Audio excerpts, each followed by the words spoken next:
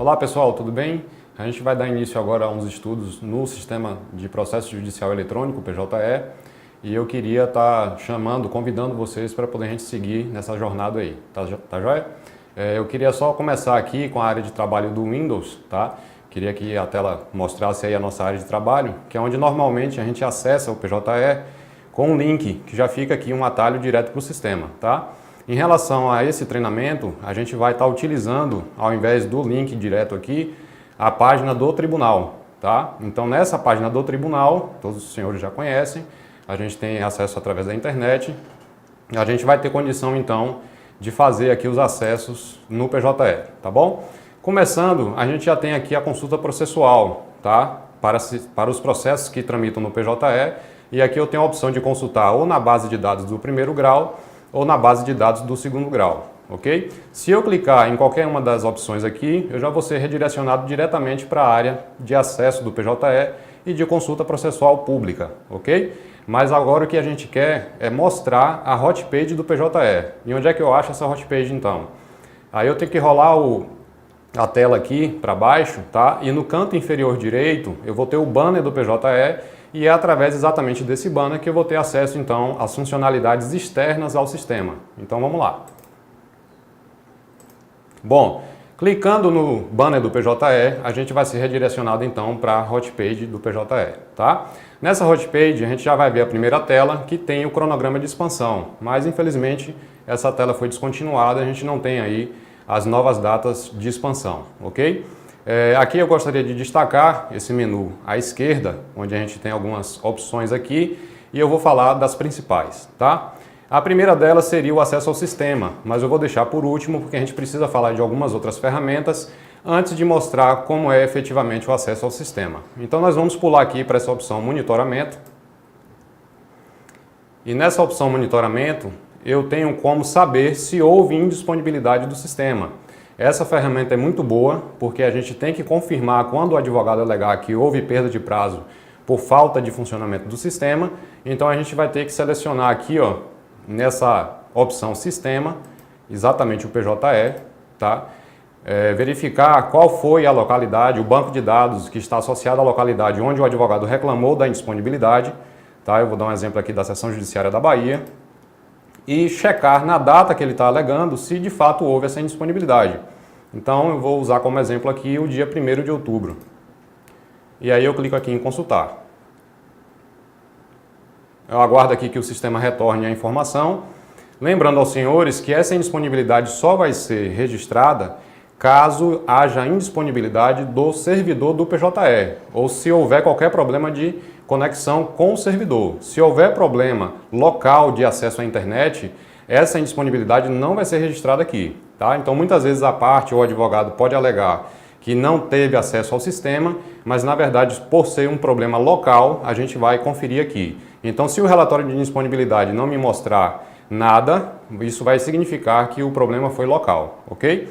Bom, na data escolhida, a gente tem aqui, ó, o início, tá, da indisponibilidade, que ocorreu a partir das 4 da manhã, e o término dela foi apenas de 11 minutos, ok? Esse tipo de indisponibilidade aqui não geraria nenhum direito de prorrogação de prazo para o advogado, para o peticionante. É bom notar que aqui nesse campo, ao final da página, eu tenho quais as normas associadas, tá? Então a gente tem aqui a Lei 11.419, que tem que ser do conhecimento dos senhores, tá? É bom dar uma lida nela. E eu queria chamar a atenção para esses artigos aqui, ó, do 8º ao 12, da Resolução 185 de 2013 do CNJ. É exatamente nesses artigos que está definida a forma que o sistema vai utilizar para fazer a prorrogação automática de prazo, ok? Então, se houver necessidade, o advogado se sentiu lesado, prejudicado, porque o sistema não fez essa prorrogação automática de prazo, a gente vai ter que então consultar e verificar, de acordo com as regras aqui, ó, da 185, se realmente o advogado está com a razão ou não, ok? Então vamos às regras. São as seguintes: se houver qualquer indisponibilidade em dias úteis até às 6 da manhã, não há problema que dê ao advogado o direito à prorrogação, tá? Agora, se houver indisponibilidade, ininterrupta ou não, que supere 60 minutos entre 6 da manhã e 23 horas, ele vai ter direito à prorrogação de prazo, certo? E se houver qualquer indisponibilidade entre 23 e 24 horas do último dia do prazo, aí ele também tem direito à prorrogação de prazo. A norma já diz que essa prorrogação será feita de forma automática, mas é claro que a gente sabe que o sistema está sujeito a falhas, então é sempre bom a gente conferir, ok?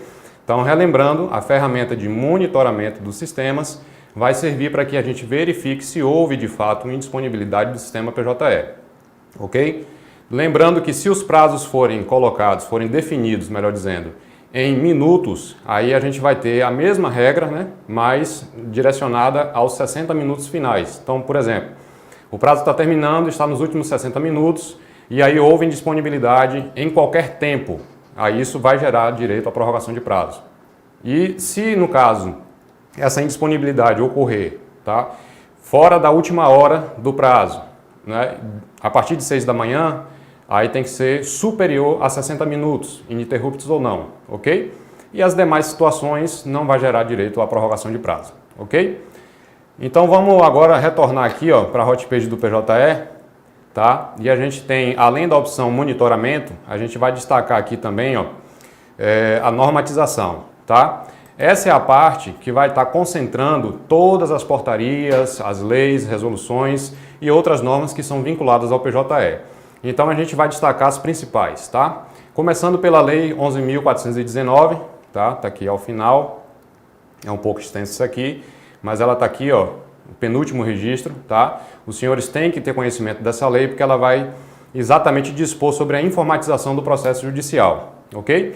Além dessa lei, a gente tem também uma resolução que é muito importante, que eu acabei de citar, que é a resolução 185 do CNJ, tá?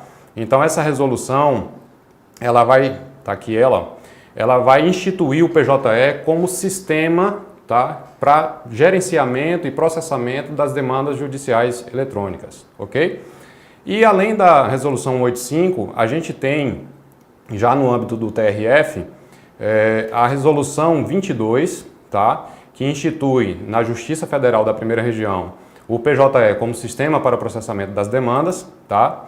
E a gente tem também a portaria 467 de 2014, também do nosso tribunal, que vai regulamentar o uso do PJE para servidores, ok? Então é muito importante que a gente estude a portaria 467, porque é ela que vai embasar todas as nossas atividades em relação ao uso do PJE, tá bom?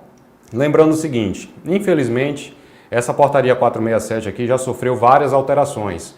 E esse link aqui, ele não está direcionado para a versão consolidada da portaria. Então a gente vai precisar pesquisar essa portaria e posteriores alterações. Caso os senhores prefiram, podem utilizar também um mecanismo de busca aqui na internet, tá? E utilizar aqui a opção, a portaria 467 consolidada, tá? Não é o caso da gente mostrar agora, então só abrir a aba aqui mesmo para poder a gente se situar como faria a pesquisa para receber esse arquivo, então, atualizado. Detalhe que a consolidação da 467 não está totalmente atualizada, ok? Então, em caso de dúvida, se é determinada prerrogativa ou algo que está estabelecido na 467 ainda está em vigor, entre em contato com os colegas, sempre façam perguntas para poder evitar estar tomando um procedimento que já foi superado, já está defasado, ok? Bom, então é sobre isso que a gente queria falar aqui nessa parte de normatização. A gente vai seguir aqui para os demais menus. Aí eu tenho aqui outro menu que é muito importante, que é o de tutoriais, tá? Aqui na primeira parte eu tenho uma lista que é muito importante a gente estar consultando, que é a lista de entidades e procuradorias, tanto na esfera do segundo grau quanto na esfera do primeiro grau. E além disso eu tenho também uma relação de classes e assuntos, tá? Da mesma forma, tanto para primeiro grau quanto para segundo grau. Isso aqui é muito importante porque às vezes as pessoas ficam confusas, às vezes querem fazer o cadastramento de uma parte no PJE e não sabem como proceder, então a gente vai estar utilizando isso aqui como apoio para a gente verificar como aquela determinada parte está cadastrada no sistema, ok?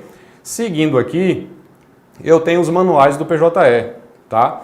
Esses manuais, eles são bons, mas não estão completos, ok? Tem muita coisa que a gente vai estar falando no uso do dia a dia e, infelizmente, vocês não vão poder ver isso aqui nos manuais. Mas vale a pena dar uma conferida, destacando essas cartilhas aqui, que já são referentes à versão atual do PJE, que é a 2.0, ok? Então, nós temos aqui para oficiais de justiça, usuários do primeiro grau, do segundo grau, ok? E para usuários externos, que são os representantes processuais, tá joia? Seguindo, vamos para as opções aqui, ó, para a opção, melhor dizendo, de links úteis, tá? E aí eu queria mostrar para os senhores, a primeira que a gente vai destacar é tabelas unificadas, essa primeira opção, tá? Eu vou abrir aqui, para poder a gente verificar para que ela serve. Bom, antes de falar do funcionamento dessa ferramenta, eu só queria chamar a atenção dos senhores para o seguinte. O PJE, ele traz para a gente uma nova classificação, né, uma nova numeração de classes, de assuntos processuais, tá? Então, por exemplo, as classes que a gente já tem costume de ver no sistema processual, elas não vão estar com o mesmo código aqui no PJE, tá? Essas classes, elas foram definidas e foram unificadas pelo CNJ, tá? E é exatamente essa árvore de classes e essa árvore de assuntos que vai ser utilizada lá no PJE. Então a gente fala disso aqui, mostra para os senhores aqui a opção de pesquisar, tá? Ou pela descrição ou pelo código, clicando aqui. E assim que a gente fizer a pesquisa, deixa eu colocar aqui, por exemplo, mandado de segurança, e ao executar a pesquisa, a árvore vai ser aberta com as opções aqui, ó, depois que eu escolher que tipo de mandado de segurança eu quero. Vou clicar aqui nesse registro. E aqui eu tenho como verificar, ó, que o código atribuído a esse tipo de mandado de segurança pesquisado é o 1336, ok? Que é um código que difere dos sistemas já utilizados na Justiça, ok? Lembrando que esses códigos foram unificados em todo o judiciário brasileiro, tá joia? E além desses códigos de classes, a gente tem também tudo isso unificado em relação aos assuntos e também os códigos de movimentações processuais, tá joia? Então, vou fechar aqui essa aba. A gente vai retornar aqui a hotpage do PJE. Eu tenho mais um link interessante que é atendimento aos usuários, tá? E essa parte aqui é exatamente para que o usuário externo dispare uma mensagem para a CSTI que fica lá no tribunal. Então tá aqui, ó, Central de Serviços de Tecnologia da Informação. Esse é o setor responsável no tribunal para atendimento de demandas de usuários externos. Em relação aos usuários internos, como nós servidores, magistrados e etc., vai ser utilizada a ferramenta ESOSH, ok? Esse canal aqui se refere unicamente à utilização dos usuários externos. Bom, vou voltar aqui um pouco em links úteis, porque além das tabelas unificadas, a gente tem também essa opção aqui, ó, de utilizar um fragmentador de arquivos em PDF, que é muito útil também. Essa ferramenta vai servir para que a gente coloque o arquivo no tamanho que é necessário, ou que é suportado, melhor dizendo, no PJE. Se os senhores tiverem, por exemplo, um arquivo em PDF que seja de 20 MB, ele não vai ser possível você colocar esse arquivo em anexo lá no PJE. Então a gente vai ter que pegar esse arquivo, fracionar, para que o tamanho dele fique no máximo com 5 MB, ok? Então a gente pode utilizar essa opção aqui, ó, de partes iguais. No exemplo dado, eu usaria aqui a opção para dividir em 4 partes e aí eu teria, talvez, a garantia de que essas partes saíssem com 5 MB, tá? Por que talvez? Porque às vezes quando a gente faz a fragmentação de arquivos, os arquivos resultantes acabam ficando um pouco maiores, tá? Então, se os senhores observarem que ainda não atendeu ao limite máximo permitido no PJE, refaz a fragmentação e aumenta a quantidade de partes, ok? Aqui eu teria que escolher o arquivo, ó, clicando aqui, tá? Iria pesquisar aqui, né, navegando pelo Windows Explorer, pegar aqui o arquivo em PDF, que é necessário para ser fragmentado, clicar em abrir e aí sim depois clicar na opção fragmentar, ok? Bom, então com isso a gente vai encerrar essa parte dos menus da hotpage, tá? Lembrando que, como eu deixei por último, a gente vai ter que acessar então a opção de acessos ao sistema. Todas as ferramentas externas ao PJE estão nessas opções aqui do menu da hotpage, tá? Então agora a gente vai acessar aqui, ó, essa opção, acessos ao sistema, que é por onde a gente vai começar a ter uma ideia de como é que o sistema funciona. Antes de entrar ou no ambiente de produção ou no ambiente de treinamento, eu vou mostrar para os senhores que aqui a gente já tem a relação de todos os arquivos que são suportados no PJE, tanto quanto a extensão, tanto em relação ao tamanho máximo permitido. Então, por exemplo, eu falei de que PDF tinha um tamanho máximo de 5 MB, então está aqui a relação, tá? Caso os senhores queiram consultar de uma forma rápida, é só vir aqui nessa opção Acessos ao Sistema, que a tabela já vai estar aí disponível para consulta, tá joia? Bom, Então, qual é o PJE que a gente utiliza no nosso dia a dia? É exatamente o PJE primeiro grau da base de ambiente de produção, ok? Nesse caso, eu vou estar utilizando o PJE da base de treinamento para primeiro grau, ok? Então, eu vou acessar por aqui, tá? Mas as funcionalidades que a gente vai passar a ver a partir de agora são as mesmas que estão na tela do ambiente de produção, ok? Então, aqui eu tenho no banner azul, certo? Várias opções, tá? E antes de falar delas, eu vou falar disso aqui que já está disponível na tela para gente, tá joia? Vou começar pelo brasão, que tem muitas solicitações de ajuda, porque o pessoal está tentando fazer modelos no PJE e não está conseguindo colocar o brasão. Então já foi disponibilizada uma ferramenta aqui, ó, que a gente clica com o botão direito, tá? Copia a imagem, certo? E aí pode colocar esse brasão lá na preparação de modelos. Entretanto, o tamanho desse brasão aqui pode ficar muito grande. Então os senhores podem utilizar, ao invés desse brasão aqui, um brasão que foi disponibilizado pelo NUPGE, que é o núcleo do PJE, no tribunal, lá dentro do quadro de avisos, que a gente vai mostrar logo mais, tá joia? Bom, falando aqui dessa parte, dessa tela inicial, a gente está na opção entrar, eu tenho algumas opções aqui. Quais são elas? Modo de assinatura. Nesse caso eu estou utilizando o PJE Office, que substitui o Java, tá? Nos navegadores atuais, o plugin Java já foi descontinuado, então a gente vai precisar do PJE Office para poder fazer o acesso via certificado digital, ok? E aqui ao lado direito eu tenho a opção de acessar o sistema informando o CPF ou CNPJ e a senha. Qual é a diferença entre as duas formas de acesso? Pelo certificado digital eu consigo acessar o sistema e assinar documentos, tá? Pelo CPF e senha, infelizmente eu não vou poder assinar nenhum documento. O máximo que eu consigo fazer é minutar alguma coisa, mas essa minuta não vai poder ser assinada pelo usuário que não tem certificado digital, ok? Seguindo, eu tenho aqui formas de acesso, tá?